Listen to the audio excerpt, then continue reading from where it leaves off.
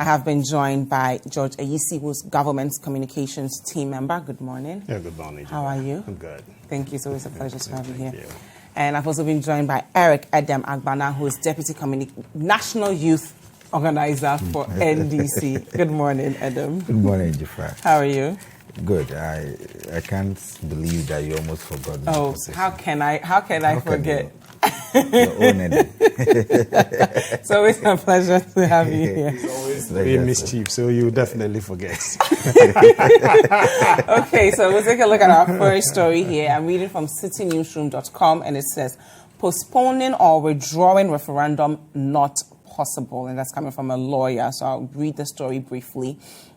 Private legal practitioner John Indebugri says calls for the postponement or withdrawal of the December 17th referendums are unfounded. According to him, all constitutional requirements for the exercise have been followed. So I'm going to quote what he said briefly. He says, the referendum cannot be withdrawn or postponed. If a decision is taken to amend the entrenched clause of the 1992 Constitution, the government will publish the intention in the Gazette 6 months in advance and then lay the bill before Parliament for the House to refer to it. The Council of State, so to refer it to the Council of State. The Council will consider the proposal and advise for or against. Then it goes back to Parliament for the Electoral Commission to put the question before the nation through a referendum. We have passed through all that, and so the matter is no longer within the ambit of the executive. It is even not within the powers of Parliament because it is now with the Electoral Commission. And we know some people have been asking government to reconsider the vote comes December 17th. You know, the Deputy Information Minister has also come out to say, you know, the President will take a final decision on the referendum. But then lawyer Indebugri saying that it's out of the hands of the President. So, George Ayisi, I'll allow you to respond to that. Okay. Thank you, Dziffa. Good morning to my colleague and then your viewers. Yes, we set out to amend an entrenched clause in the Constitution, Article 55(3), and which amendment will allow political parties to participate or sponsor candidates to contest for unit committee, district assembly. Should I start with Edem? No, I'm going on. District assemblies, and then the election of MMDCs. So there are two very important constitutional clauses, 2431, which is not an entrenched clause, and then 55(3, which is entrenched. And then steps, as the lawyer Indebugri is saying, step has been far advanced. And in fact, his argument is that even the Electoral Commission has issued a notice of poll already. Processes in Parliament has been gone through, and we are at a point where it's near impossible to say you are withdrawing the bill. Okay, so that is, I want to understand. He's the lawyer, and he's giving us the legal ramifications of the steps so advanced. The president will not do anything that will be at variance with the constitutional and legal processes for these elections. It's the president who has the power to appoint MMDCs, and he says he's ceding that power to the people. Okay, but there are certain processes. But one of the processes is that it should be partisan. That's what that is what is necessitated the amendment of 55(3), right? Which must be through a referendum. People, initially, we thought we have a consensus for that. The NDC along the line said no. If it's where the election of MMDC alone, they are with us.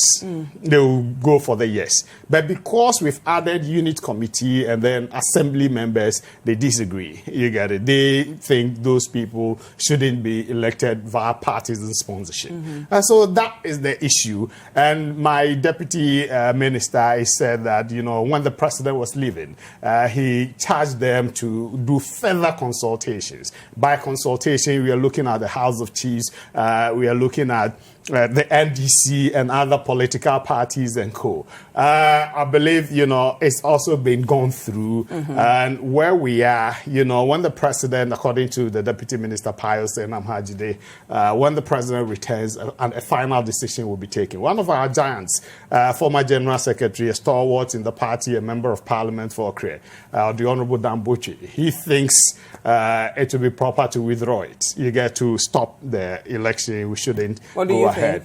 I think, if what lawyer Ndebugri is saying is really the truth, and we wouldn't want to have problems with the law or the there's another lawyer who does not agree with lawyer Ndebugri. So let me quote him briefly. So I'm reading from Citi Newsroom. Again, it says, executive can withdraw bill on referendum from Parliament. That's coming from lawyer Martin Pebu. So I'm going to read what he said. He says here, the referendum is meant to approve the bill. So if the bill is withdrawn from Parliament, how can the referendum go on? It is not possible. If we concede that this referendum is part of the process of approving a bill, it means we can withdraw it because nobody so far is challenging the power of the executive to withdraw a bill. So it seems as though the president can do it. Two lawyers always disagree. The judge, where do you? I am on the side of the law. Okay. And then good reasoning. Okay. If we test, the feedback we get from the grounds is that, people don't want it to go on. Why not? But if we feel the education and sensitization is gone down enough, which is not the case, we need to do more. Between now and 17th, we need to do more to get the people on board, because some people in the rural areas do not actually understand what the issue really is. They know there's going to be elections of assembly members, but the other one, which is the yes and no, they hear MPP says vote yes, NDC says no. But what the details are, most people do not know. Okay, and so is that a case for maybe postponing the dates so that we can educate more people? That I wouldn't have problems with that. If we also want to go ahead, then what it means is that those of us vouching for yes must intensify our education on the grounds. The challenge is that the no people just need 26% or 25.5%, then they've won. You get it? We need 75% of the 40% that come out. 40 or more that come out, we must garner 75% to go through. They need just 25.1% and above. You get it? But for now, we're just focusing on moving the date. Yeah, moving the date. So yes, that everyone can be on the same page. Whether we go ahead or we withdraw, I don't have a challenge. You get it? I know some of my people, MPP people, who are not too, who are for no.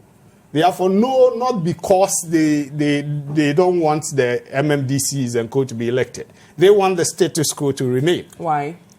Is that benefiting from it? No. For instance, Edem Agbana stronghold, right?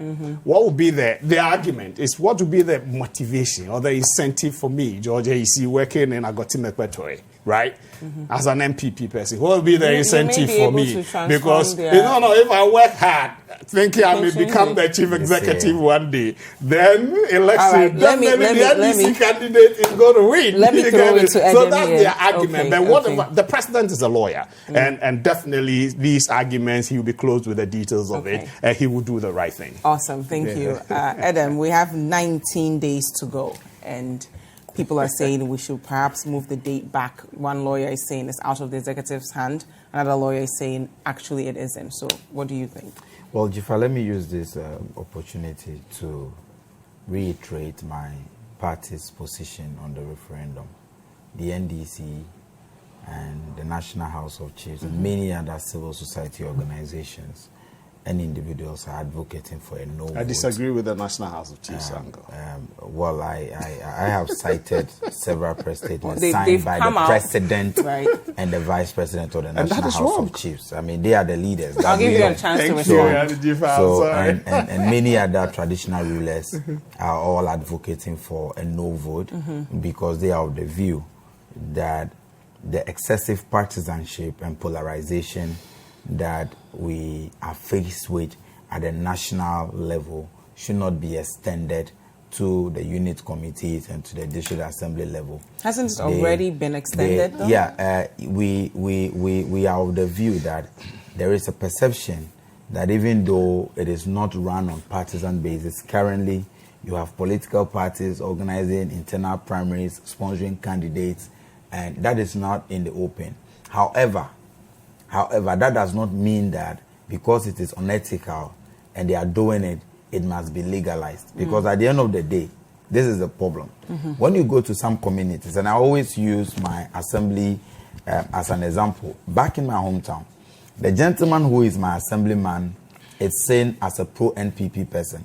But he wins the assembly election not because he is seen as a pro-NPP person, but because of his service that he's rendered to the community over time, and the community finds him very serviceable and somebody who can actually be their voice and champion their case. Not because he was sponsored by the NPP. Now, the moment you introduce partisanship in, and he's standing on the ticket of the NPP, the community will refuse to view him as that young man who is their voice and champions him, will now begin to assess him based on political parties, and you can be rest assured that he will not even be able to gather 10% of the vote. Okay. So we think that, yes, there may be some seeming partisanship already.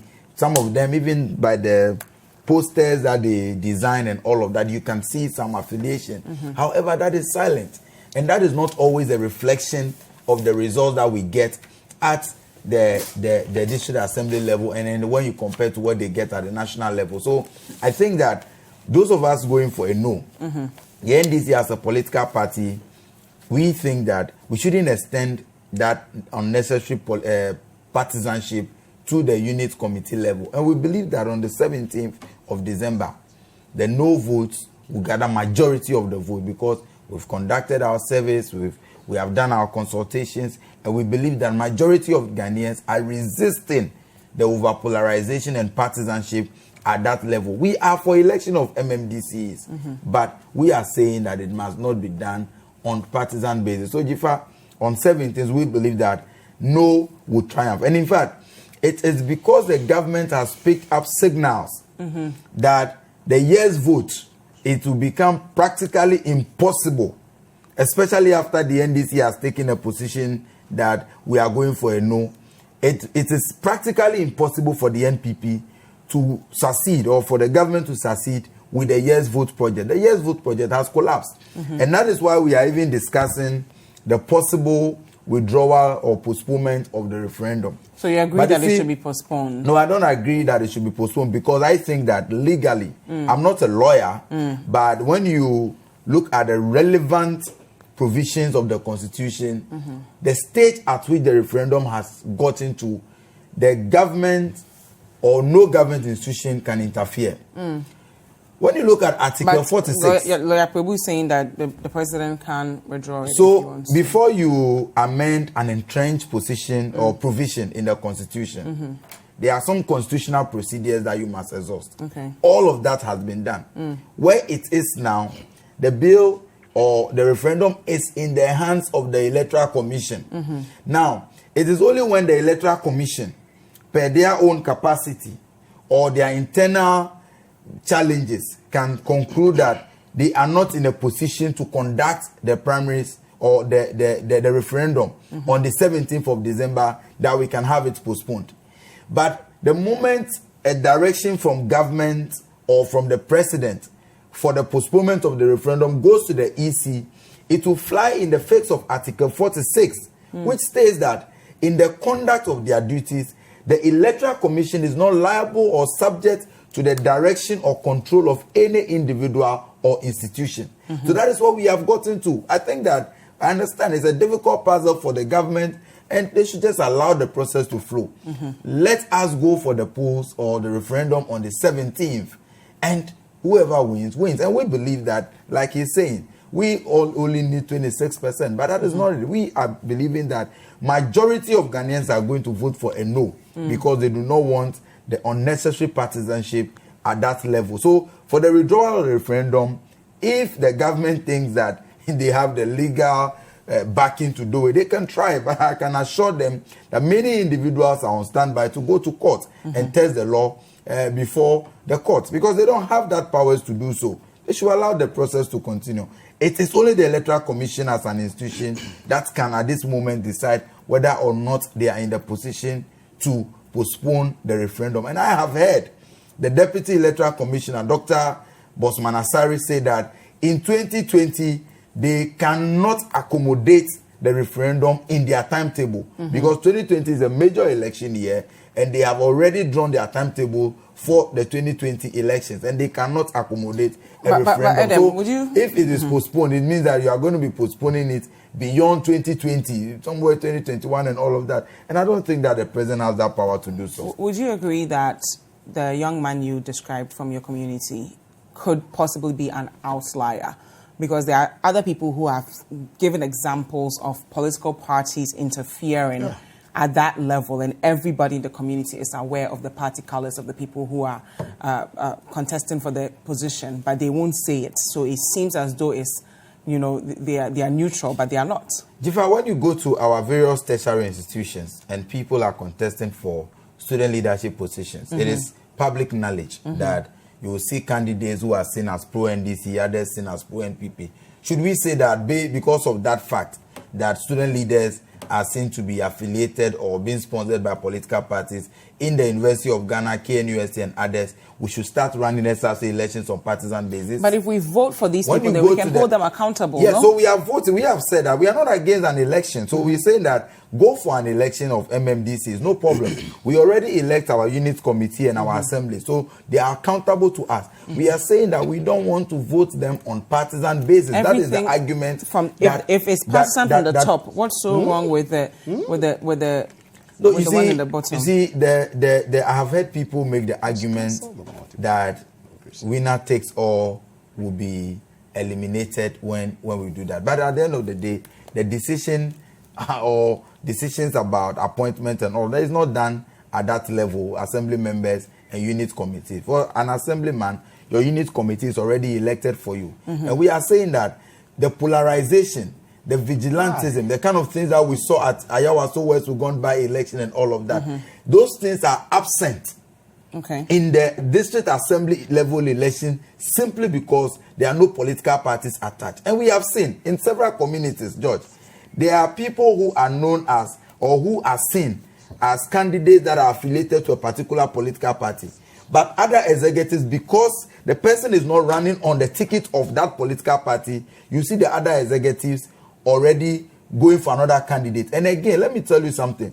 If you make it partisan, what it means is that the young man that I have described to you as very serviceable and is always winning the elections, even though he's seen as pro-NPP, may not even qualify in his political party because the political parties have their own internal measures of assessing candidates. What about people who say voter turnout is low because people are not, contesting on parties? No. So what we have to do is that the Electoral Commission, the NCC, and other relevant stakeholders must take the education to that level and let people know why they should get involved. It's not just because of the non-participation of political parties. You see, let me tell you something. The Constitution states that at the age of 21, I qualified to become a member of parliament.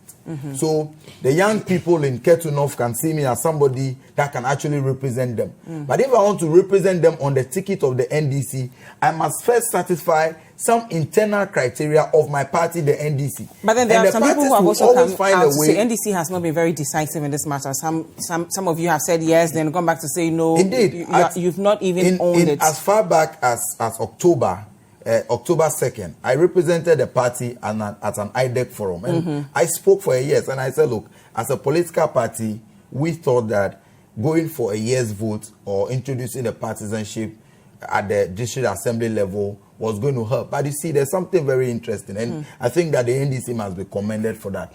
At the time that we were making our commitment to all of these engagements, we also sanctioned our own committees to go on the grounds, engage assemblymen, engage former DCEs, engage current DCEs, and all of those individuals. And we have come up with a report. So before you said yes, you didn't do your own due diligence? No, it's not about, the word is not about due diligence. Okay. You see, one thing is certain, that it must be said that all the political parties, especially the NDC and MPP, have in the past committed to the election of MMDCs. And we have said that in our manifestos.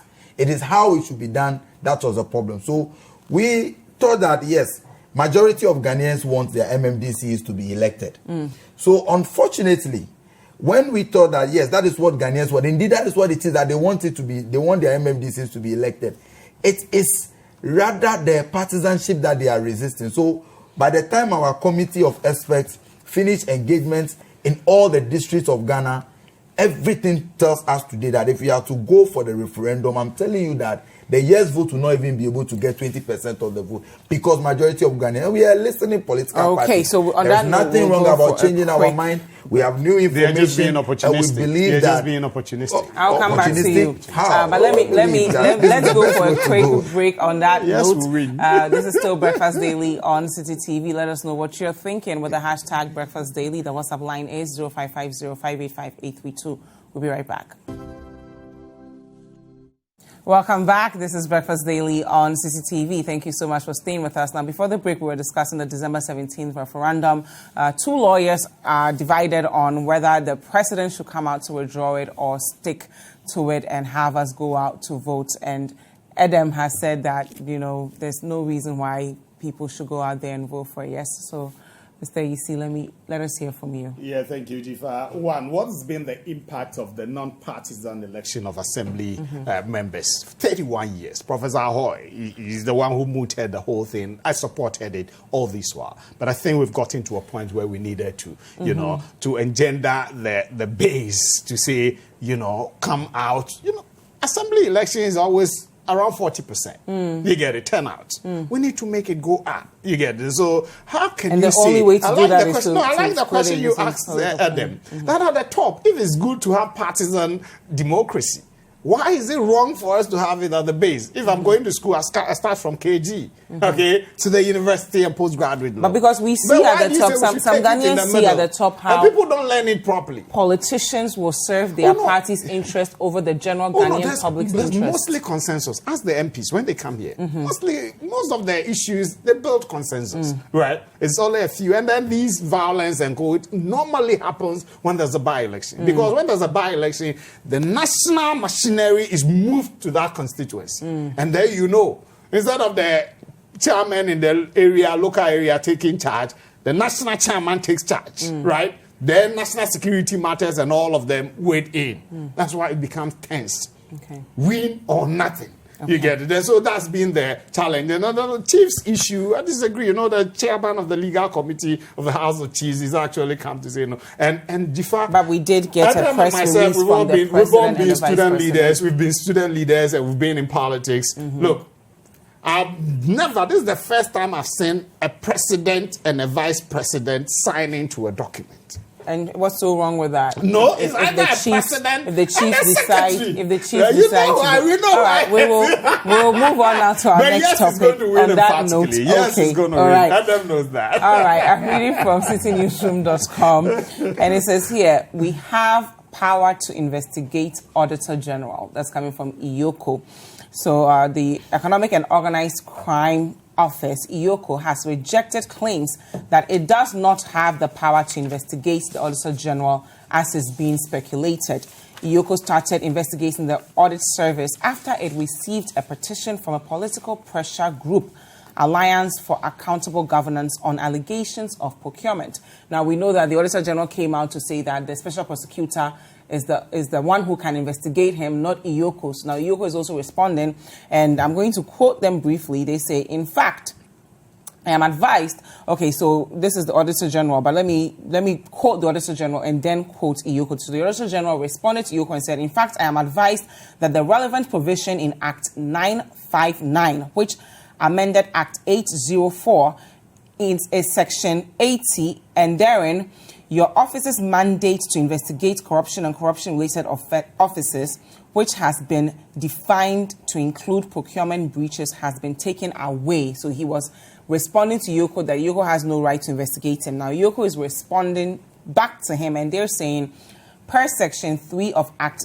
804, the functions of the office are to A, investigate and, on the authority of the Attorney General, prosecute serious offences. It should be noted that Section 79 of the Office of the Special Prosecutors Act Act 959 is limited to corruption-related offences under the serious offences category of the EOCO Act. It does not oust the jurisdiction of EOCO from investigating other serious offences that are not necessarily of corruption-related nature. So, Edem, I'll come to you briefly, but let me end what EOCO had said. They say the investigation by EOCO is not aimed at the removal of an Auditor-General from office. EOCO is neither seized with the power to nor interested in removing an Auditor-General from office. The investigations by the office of the various individuals are in line with our legal mandate and purely born out of the due process. Any attempt to equate EOCO's investigations to constitutional process for removal of office is additionally misplaced. Now, we know that Mr. Isiodun Ketia came out to talk about this matter and even advised EOCO to focus on the senior minister and not the Auditor General. So EOCO has come out now to say that they are not doing anything wrong. They have the right to investigate Mr. Domolevo. Dziffa, this issue is a very, very difficult issue for anti-corruption campaigners or crusaders like myself, because it is impossible to discuss this issue without discussing the challenges that everybody who is seen either as a whistleblower or fighting corruption in this government has faced under the leadership of President Akufo-Addo.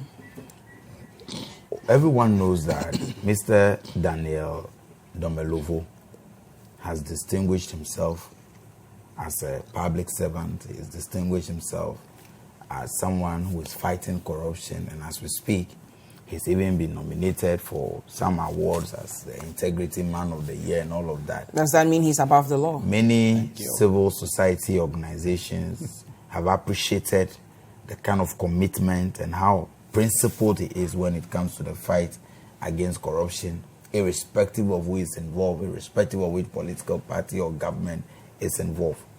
That certainly does not make him above the laws.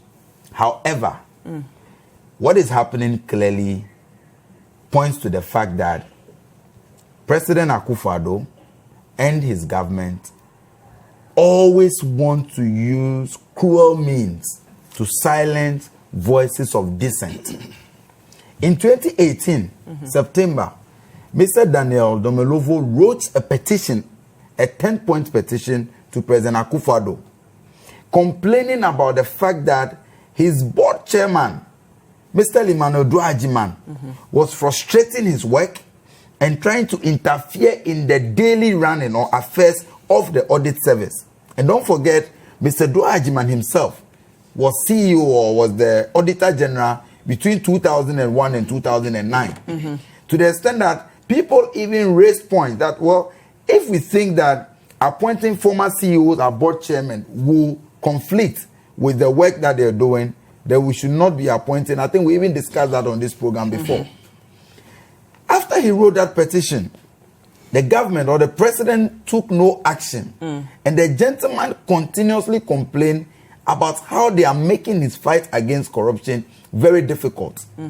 Now, it appears that he's touched some raw nerves by the investigation into the payment of $1 million to Crow Services by the senior minister's office for no work done. Well, they've come out he to decided to disagree with that. He censured the senior minister, and he pointed out to the fact that there were procurement breaches. And he censured him and asked the court to deal with him. So in response, let's fight him. So just because the Auditor General found something wrong with the senior minister's contract, does that mean that the Auditor General himself or the audit service itself cannot be investigated by EOCO? No. And he's not the only person who has been called by EOCO. So I'm getting into the EOCO. Like I said earlier, I'm not a lawyer. But I know for a fact that after the EOCO Act was amended, and we now have Act 804, it states it took away that power of EOCO to investigate procurement breaches. You can read the two acts. In the first act, EOCO had the power to specifically investigate corruption cases, including procurement bridges. Now that power is no more there. We have the Office of the Special Prosecutor, we have the CID's office, and some other agencies that can actually do investigations. But they're saying here that they can still investigate.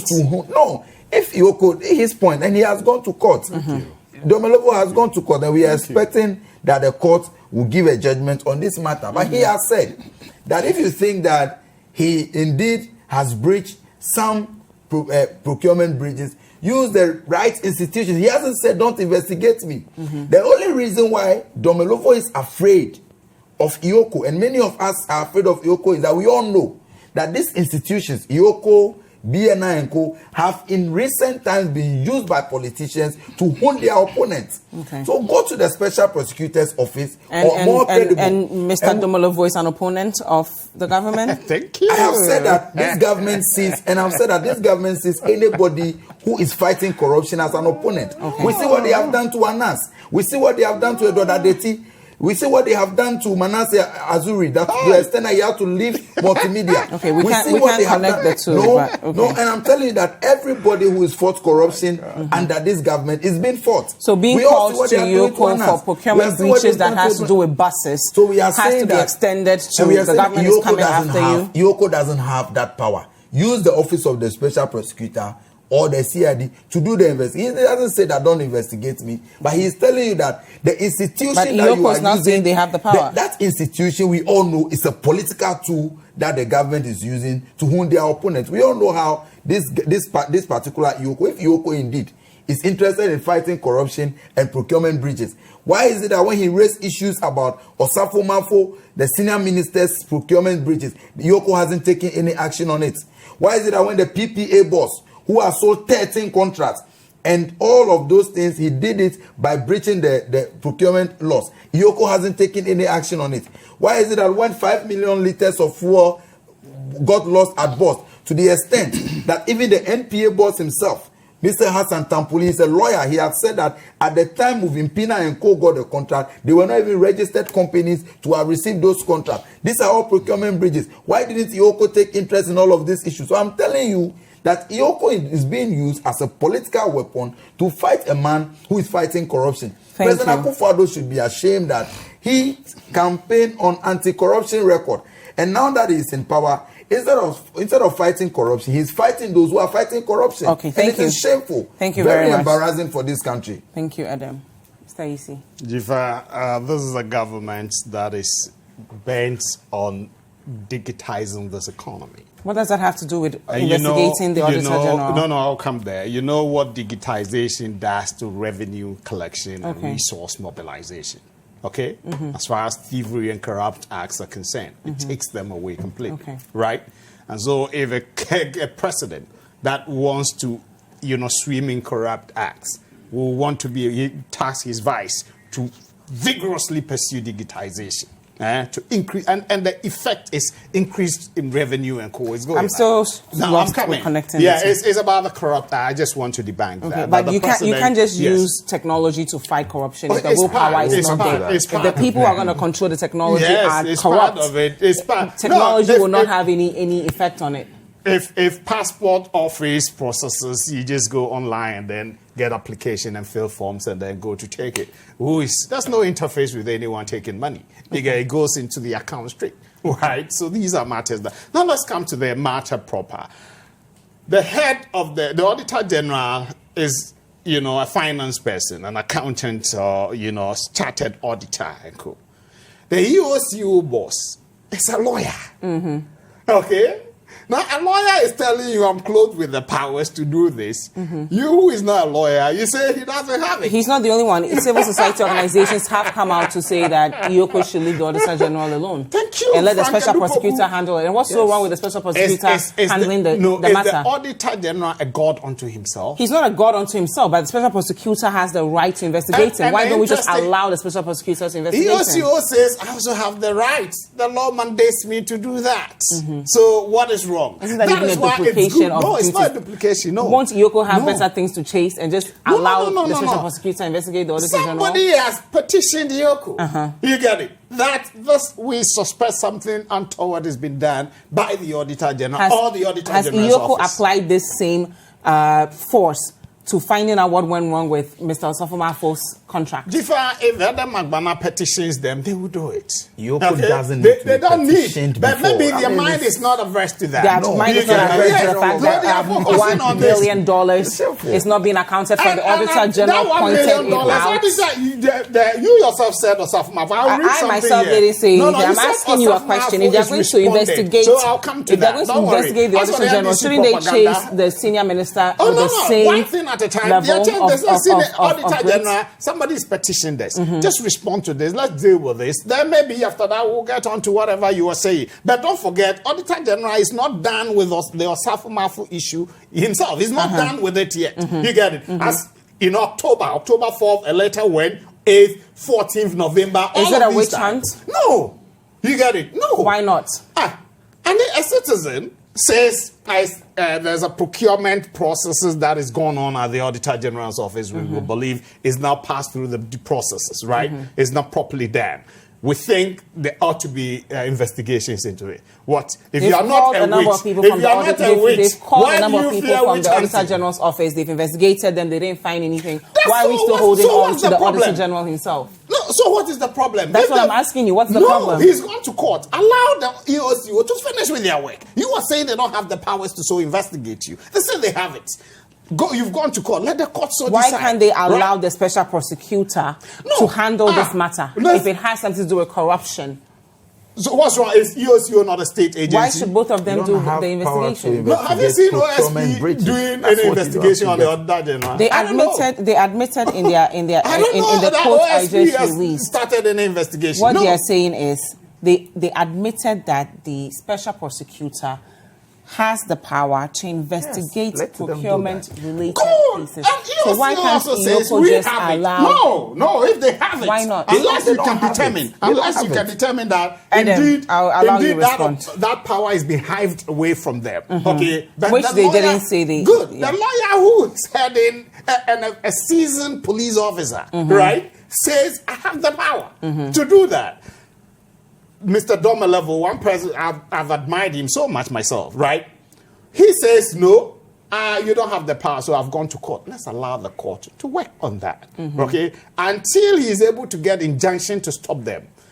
The fact that he's gone to court will not stop them from their processes. Address the perception that's being created. What that perception? The Auditor General is being hunted because he went after the senior minister. That man is a strong man. He went after a very powerful man. He went after the senior minister. So address that perception. Thank you. That's what the propaganda is. It's not a propaganda, it's a perception. He says in his audit this thing that he sent to senior minister that 1 million is being paid to Crow and Associate, right? Which 1 million for no work done. And then the senior minister wrote back saying that no, that's not the matter. Permit me to read this small thing. He said, I'm quoting the Osafumafo. He said, approval for requests for single source procurement of professional services was obtained contrary to claims by the Auditor General that he failed to seek approval from the procurement authority. On the accusation that the senior minister through the finance ministry made full payment of more than 1 million to Crow and Associate with no proof of work done, Mr. Osafumafo said. Proofs of work done by Crow and Associates are contained in their respective reports submitted to the Office of the Senior Minister, Cocoa Board, Bank of Ghana, and Economic and Organized Crime Office. Has the senior minister released all the evidence the Auditor General Don't worry, let me finish and then you get something. The consultancy services with Crow and Associates are ongoing. And expected to continue for you've paid $1 million for no work done. What would ongoing do? Yes, thank you very much. The letter also revealed one of Crow's reports for work done was in respect of Lithovit agrochemicals supplied by Seydou Agongo, to Cocoa Board for 106,541,589, which is now which is now the subject of a case in the High Court. That report is one of the issues that that still doesn't address what you say the accusation of no work done. No work done. You are using reports from Crow and Associate to do some prosecutions. What is that?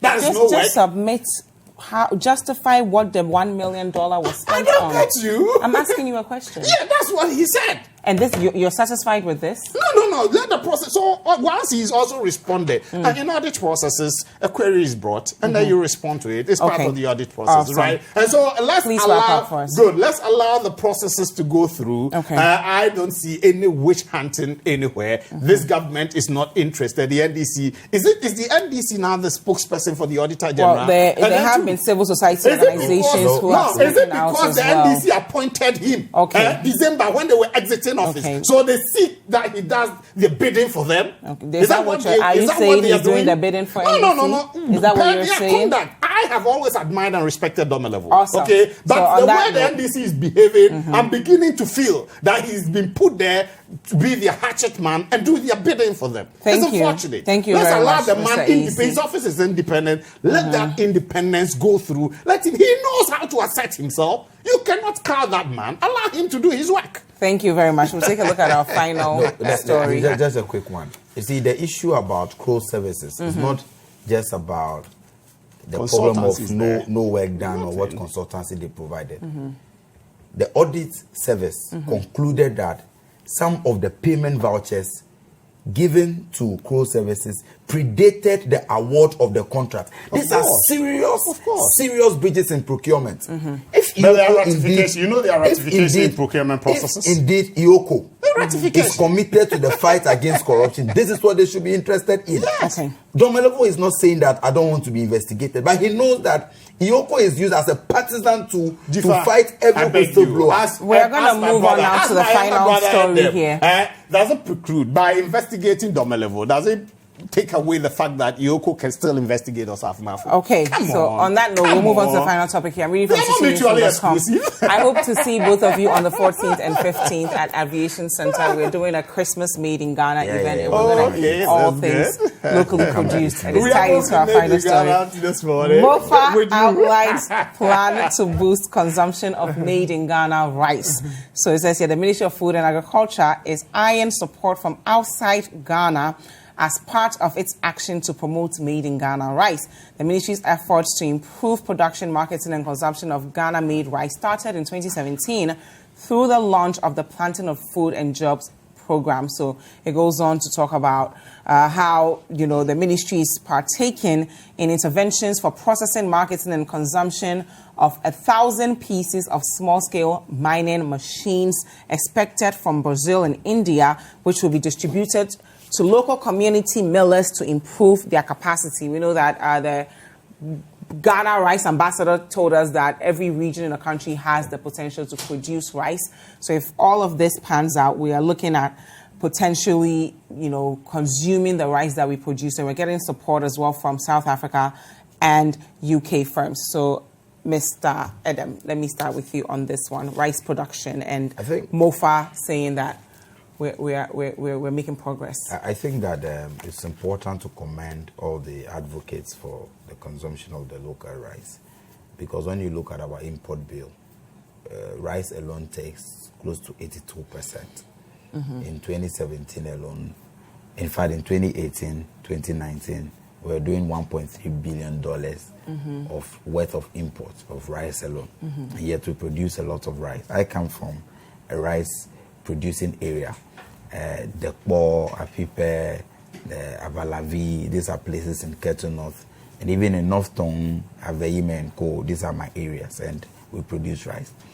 The potential to create jobs and also to make sure that our trade balance of trade deficit will reduce far when we consume more local rice is good. We need to advocate. I only hope that it does not become one of our usual 9-day campaigns that we do for a while. When attention is off it a bit, then everybody goes back. I think we can take advantage of the year of return, which we are told we are expecting thousands or millions of visitors in this December. We can package the locally produced rice and give to some of them as gifts, so that when they are going, they can even take along with them. We should also take advantage of the fact that school feeding program, free SHS, and all of that. We need to nurture, let people begin to appreciate the consumption from that level. However, I think that we don't need to politicize this particular campaign and make it look, because I have seen some of the brands of rice, and if you see the colors and the names, no, that's just an entrepreneur's choice. Yeah, that is the interpretation. But I'm saying that the way it is being done, people have to be very careful, because you see, when in 2009 the NDC took over, Ghana was producing 301,000 tons of rice. By 2014, we had moved that production to over 640,000, which is way over 100%. By 2016, the NDC ensured that our rice import bill fell to 45%. So we were doing 45% less. And you can check. As of 2016, Ghana was importing only $300 million worth of rice. What? So what happened? Yes, you can check. But you just said we shouldn't politicize this topic. You can check. That's what I'm saying. That's what I'm saying. That I'm saying that when we all begin to talk about records, because I have heard people make it look as if the advocacy or the and the advocacy was actually started by a private individual. I should say. Those figures are there. The rice ambassador is a private individual. Okay, you can check. Mr. Ayisi, if you keep interrupting, I won't allow you to make a closing statement. So I'm saying that we have, as a political party, we have a superior record when it comes to rice production and when it comes to import. And I'm telling you that under the MPP, this rice import bill shot up, and we are doing 1.3 billion now. Very much. And I think that we should all encourage the initiative. And Citi FM and Citi TV must be commended. On the 14th, we'll all be there to eat. So you buy your goats and the local, and then the goats. So, we have a jollof competition as well, but please, I'll let you respond to that one. I'll beat him in jollof eating competition. Jollof cooking competition. The last time we checked, I was on a program with the Honorable Suheni. That time on another sister station. They were putting the figures at 650,000 metric tons, which is an improvement over the previous year. But that is not milled, okay? But the milled one was 460,000 metric tons, the improved one, which is a high improvement. And so if he's quoting over 600 and something, it beats my imagination. What's government going to do to ensure that restaurants are now prioritizing made in Ghana rice? Supermarkets are going to position our local rice. You see, we added because of PFJ, Planting for Food and Jobs. That's what is increased these days. And agribusiness is part, alongside the Ministry of Agriculture is engaged teams to get involved in agribusiness. How do we get Ghanaian consumers to trust that Ghana rice is good enough so they can spend their monies with we need to promote it. You are doing it, what you're doing. And then the what can government do for us? But first off, we should get a ready market for it and then encourage some of our hotels, all of our... I will commend Group Indum. His hotels serve made in Ghana rice from long time ago. You get it? So it's part of it. And then as Edem said, our schools, school feeding, this free SHS issue and co. All of them, or we can make a law that by 70% of what is fed them must be locally produced rice. You get it? What we should but we should have. You say? Is that what we should? I want some definitive statements from you. Oh yeah, no. This government is committed to promoting that. By doing what exactly? No, that's why we encourage the production to go up. And so, if you encourage the production to go up, then you need to encourage consumption locally. Okay, and then we've started getting the public to know the health benefits of eating the local rice. Because, sometimes, true or false, you cook rice, this imported perfumed rice, the next day you go and it's almost watery. Some of them, right? But get to our local rice, and so the promotion must be intense and consistent. And then we're building silos almost everywhere. All right. And so I look we forward can to store seeing them properly, and both then of get you the people in the jollof consuming competition it. on the 14th and 15th of December. It should be consistent promotions, including CTFM. Thank you very much. Your boss is doing it seriously.